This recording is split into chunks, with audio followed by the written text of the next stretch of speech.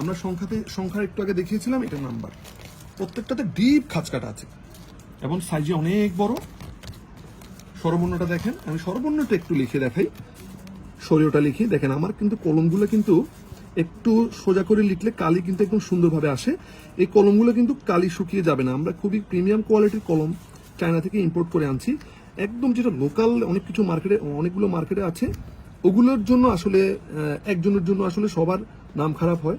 আমরা কিন্তু খুব ভালো মানের কিছু এই ম্যাজিক কলম আনছি। এখন এগুলো একটা, অনেকে বলে কি এগুলো শুকিয়ে যায়, অনেকে বলে যে আপনারা এটা দেন, এটা কিন্তু শুকিয়ে যায়, কিন্তু আমরা বলি যে আমাদের তো শুকাবে না। আমাদের প্রত্যেকটা এই যে শীষের আগায় একটা করে একটা এরকম ক্যাপ আছে, দয়া করে এই ক্যাপটা খুলবেন না। যেটা ইউজ করবেন, যে শীষটা ইউজ করবেন সেই শীষটাই আপনি শুধু ক্যাপটা খুলবেন। ক্যাপটা না খুললে এই কালি শুকাবে না, কিচ্ছু হবে না। আমি এটাও লিখলাম, দেখেন আমি এই সংখ্যাটার মধ্যেও লিখলাম, 2টা লিখলাম, এখানে স্বরেওটা লিখলাম। এরপর স্বরবর্ণটা দেখেন,